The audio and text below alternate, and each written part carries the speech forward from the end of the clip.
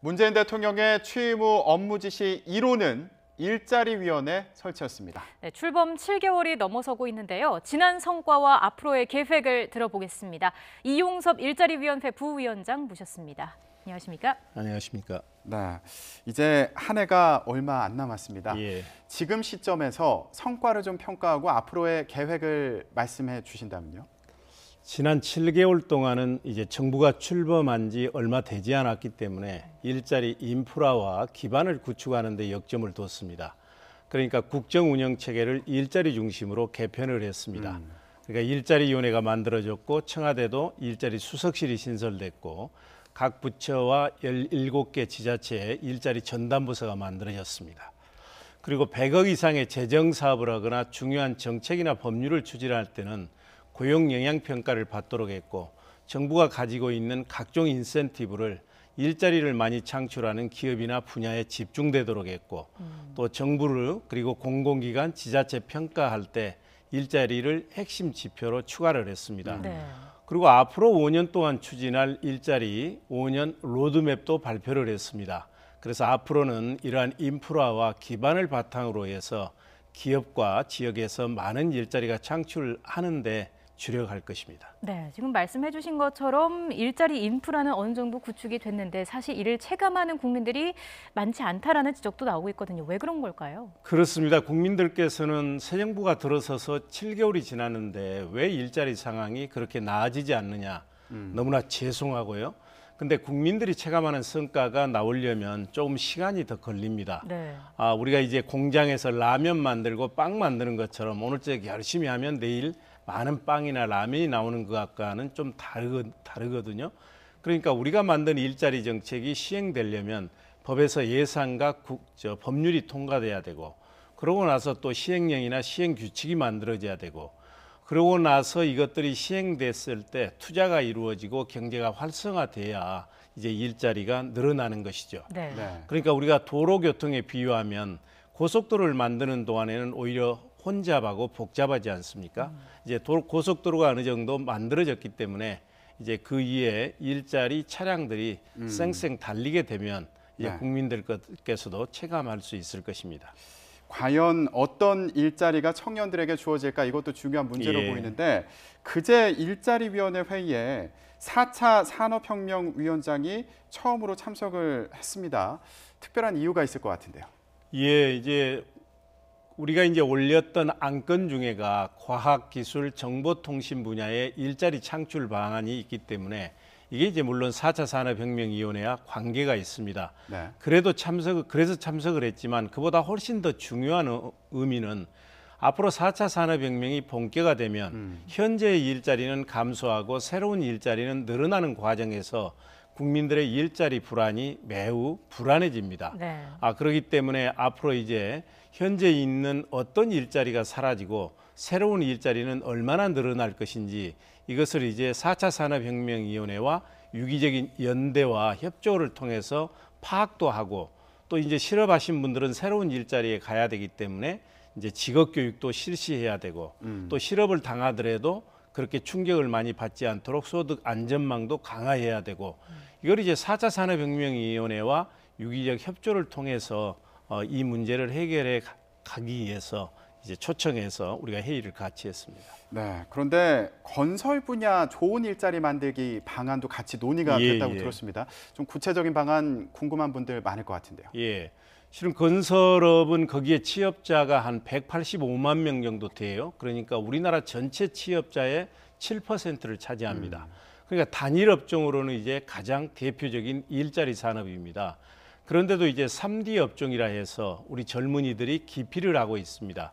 그래서 어떻게 하면 건설업 일자리를 우리 청년들이 가고 싶어하는 일자리로 바꿀 것인지 그 방안을 마련을 했습니다. 뭐 여러 가지가 있지만 세 가지만 간략히 말씀드리면 우선 임금 체불이 문제입니다. 건설 근로자들이 임금을 받지 못하면 생계가 어려워지지 않습니까? 그래서 앞으로는 이 문제를 해결하기 위해서 발주자가 건설사한테 임금을 주는 게 아니라 바로 건설사의 직원들에게 임금을 줄 수 있는 임금 지급 보증제를 도입을 했고요. 네. 또 또 건설사가 파산을 한다든지 도산을 하는 경우에도 임금을 못 받는 경우가 있습니다. 네. 이런 경우를 대비해서 우리가 이제 건설공제조합이 일정한 경우에는 한 1,000만 원 한도 내에서 임금을 지급할 수 있는 그런 공제제도도 도입을 했고, 또 건설 근로자들의 경우에는 오래 근무하고 기능이 올라가더라도 무슨 직급이 올라가거나 급여가 늘어나거나 이런 게 좀 잘 안 됩니다. 네. 그래서 앞으로는 기능인 등급제를 도입을 해서 이제 기능이 좋아지면 상응하는 혜택을 드리도록 그렇게 했습니다. 네. 그런데 국회에서 공무원 예산이 삭감됐다는 말이죠. 이 때문에 예. 공공부문 일자리를 늘리는 계획에 좀 차질이 있지 않을까 우려의 목소리도 나오고 있는데요. 이제 대통령께서 후보 시절에 공공부문에서 81만 개의 일자리를 늘리겠다. 그리고 공무원들은 그중에 17만 4천 개를 늘리겠다 이렇게 말씀을 하셨거든요. 네. 그래서 내년 예산에 이제 국가직 공무원이 12,000명이 늘어나도록 돼 있습니다. 근데 국회에서 예산 심의하는 과정에서 이게 9,475명으로 약 한 2,500명이 줄어들었습니다. 예. 그래도 지방직이 내년에 한 12,000명 늘어나기 때문에 전체적으로는 한 22,000명 정도가 늘어나고, 그래서 뭐 크게 당초 약속했던 그 약속을 이행하는데 어려움은 없을 것입니다. 그리고 많은 분들이 이제 세금 걷어서 왜 공무원 늘리냐 이런 말씀을 하십니다만, 우리나라 공무원 숫자가 턱없이 적습니다. 그러니까 OECD 국가들의 경우에는 인구 1,000명당 공무원 숫자가 83명인데 우리는 그 절반도 안 되는 33명입니다. 그래서 이렇게 늘리더라도 OECD 국가들의 절반 수준밖에 안 되고, 그리고 이제 전체 예산에서 공무원 인건비 차지하는 비중이 지금 8%인데 이 비중도 유지해 갈 것이고, 지속 가능한 범위 내에서 공무원 숫자를 늘리기 때문에 국민들께서 크게 걱정 않으셔도 될 것입니다. 네, 지금 공무원 일자리 얘기가 나와서 여쭤보는 건데, 청와대에서 얼마 전에 대통령 비서실에 예. 임기제 공무원을 선발을 했더라고요. 그런데 블라인드 채용을 했다. 예. 6명을 블라인드 채용을 했더니 모두 여성들이 지금 고용이 됐다, 채용이 됐다 이렇게 알려졌습니다. 그래서 이제 지난 6월 달에 정부는 이제 공공기관들은 앞으로 블라인드 채용을 의무화하겠다 이렇게 발표를 했습니다. 네. 잘 아시는 것처럼 블라인드 채용은 그 고질적인 스펙 중심의 채용에서 벗어나서 그 사람이 앞으로 맡게 될 업무와 가장 관련성이 깊은 인성이나 능력을 보고 뽑는 것입니다. 네. 그렇기 때문에 이거는 이력서도 받지 않고 그 사람이 어느 학교 나오고 어느 지역 출신이고 성별이 뭐고 이걸 안 보는 것이죠. 그렇게 하다 보니까 무슨 효과가 있냐면 이제 성별 차별이 없어지고, 실제 블라인드 채용을 하면 이런 명문 대학을 나온 사람이 떨어지고 고등학교 나온 사람들이 채용되는 경우도 많습니다. 네. 이제 이렇게 되면 대학 진학률도 낮아질 것이고, 그리고 또 우리 한국 사회의 가장 큰 문제라고 할 수 있는 연고주의에 의한 청탁 채용도 배제될 수 있기 때문에 저는 매우 바람직한 현상이고 이번에 청와대가 아주 잘 했다고 생각을 합니다. 네. 이 부위원장님께서는 그동안 여러 차례 일자리 인프라를 구축하셨고요. 또 예. 앞으로는 일자리 창출을 위해서 현장으로 나가겠다 이런 말씀도 하셨는데, 현장은 어떻게 진행되고 있습니까? 그러니까 일자리는 실은 기업과 지역에 있습니다. 아까 말씀드린 것처럼 이제 일자리 인프라가 다 갖추어졌기 때문에 앞으로는 이제 기업들이 그리고 지역에서 일자리가 많이 창출을 하는데 이제 노력을 해야 되는데, 이 앞번 4차 회의에 올렸던 건설 근로자 그리고 과학기술 분야 일자리 창출 분야가 다 이게 이제 현장의 일자리를 늘리는 것이고요. 네. 지역에는 지난 10월 달에 우리가 강원도와 일자리 대토론을 했습니다. 네. 그리고 11월 달에는 충청 북도와 대토론을 했고요. 그러니까 전국을 권역별로 나누어 가지고 지역 토론을 개최하고 있는데, 이달에는 12월 21일 날 전라남도 나주혁신도시에서 일자리 대토론회를 합니다.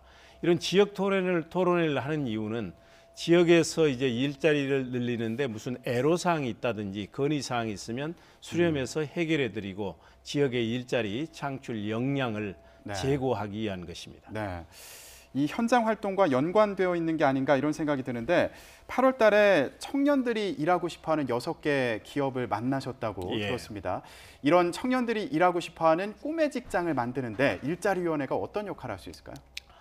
뭐 대기업에 들어가면 매우 좋겠지만 대기업이라고 해서 꼭 청년들의 꿈을 실현할 수 있는 것은 아닙니다. 네. 저는 이제 독일의 히든 챔피언과 같은 강소기업 그리고 스타트업들을 아주 잘 육성해서 우리 청년들이 그곳에 가서 꿈을 실현할 수 있도록 하는 게 좋고요.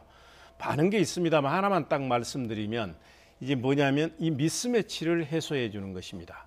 그러니까 지금 청년들이 인공지능에 기반한 이 고성과자 예측 시스템을 통해서 인터뷰를 하게 되면 우리 청년들이 무슨 일을 하게 되면 본인의 꿈을 가장 잘 실현할 수 있겠다 해서 그 분야와 기업들을 소개를 해줍니다. 네. 우리 결혼회사에서 이제 그 매칭을 시켜주지 않습니까? 근데 그건 사람이 하는 것이고 이거는 인공지능이 하는 거기 때문에 훨씬 과학적이고 완전하지요. 그래서 청년들이 인공지능과 인터뷰를 하면 한 5개 정도 우리나라 기업 중에서 가장 가서 역량을 잘 발휘할 수 있는 기업들을 소개시켜주면 또 기업들도 마찬가지입니다. 이 회사에서 채용하려고 하는 자리에는 이러이러한 사람을 채용하면 회사의 능력이 배가 될 수 있다. 이렇게 해서 매칭을 시켜주게 됩니다. 그렇게 네. 되면 아마 이제 우리 청년들이 그곳에 가서 꿈을 실현할 수 있을 것입니다. 네, 알겠습니다. 앞으로 구직난을 해소하고 또 청년들에게 좋은 일자리 제공하는 데 큰 역할을 계속 해주시기를 기대하도록 하겠습니다. 네, 이용섭 일자리위원회 부위원장과 함께 얘기 나눠봤습니다. 고맙습니다. 고맙습니다. 감사합니다.